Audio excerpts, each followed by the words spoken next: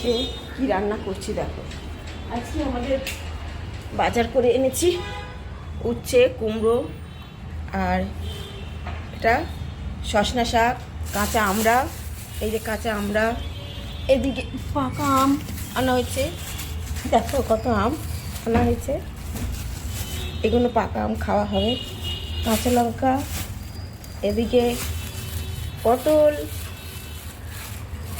পেয়ারা, আর এইদিকে কচু শাক বাজারে এখন পাওয়া যায়। কচু শাক কেটে নেওয়া কাটা এগুলো সব কিনে নিয়ে এসেছি। এখন কচু শাকটা নারকেল দিয়ে বানাবো। এই যে নারকেলও রয়েছে ঘরে, এই নারকেলটা ঘরে ছিল ফ্রিজে, এটাকে এবার রেডি করবো সব। দেখো এতগুলো বাজার হয়েছে, আর তারপরে এইগুলো রেডি করি। তার মধ্যে আমার এখন ভাতও হয়ে গেছে, ভাতে ফ্যান ঢালবো। আর অরড় ডাল ভিজিয়ে দিয়েছি আমি, না একটু সজনা শাক দিয়ে অরড় ডাল করবো।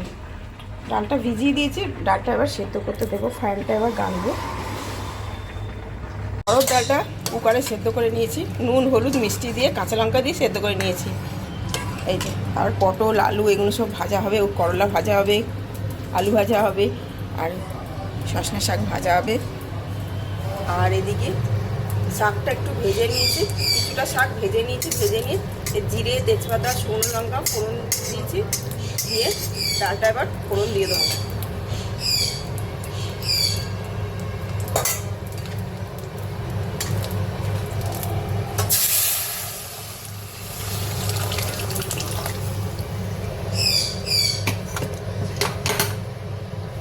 এবার শাকটাও সাথে মিলে দিই।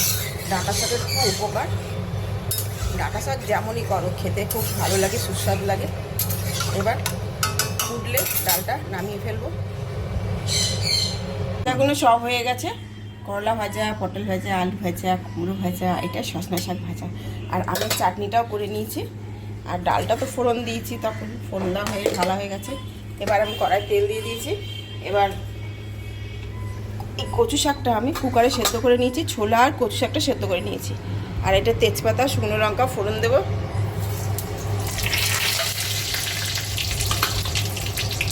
এটা লাল হবে।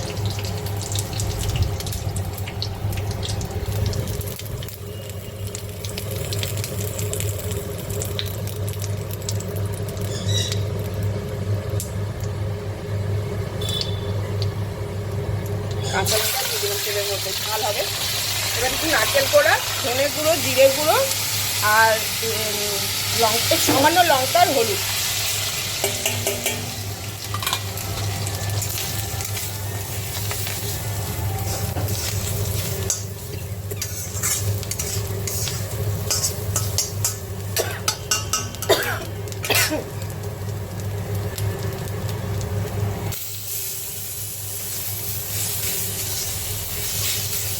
এবার কচু শাকটা একটু ভাজা হয়ে গেলে কচু শাকটা ঢেলে দেবো।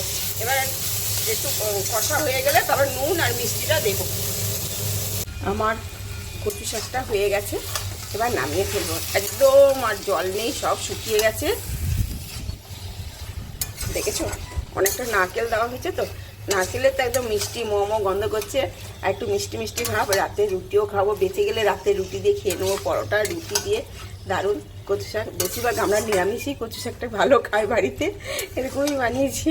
আর আজকে তো সোমবার, তো নিরামিষ খাই এদিকেও, ওই জন্য। এবার দেখো ঢালবো, হয়ে গেছে। এবার থালা ঢেলে নেবো।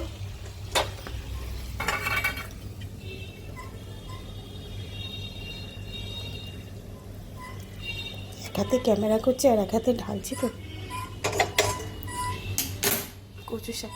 কচু শাকটা সবাই খুব ভালোবাসে, খুব প্রিয়। কচু অনেকটা ছোলা দিয়েছি, নারকেল দিয়েছি, অনেকটা বেড়ে গেছে কচু শাকটা।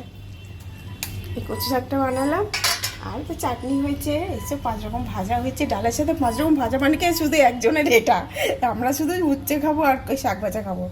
আর আলু সিদ্ধ দিয়েছি।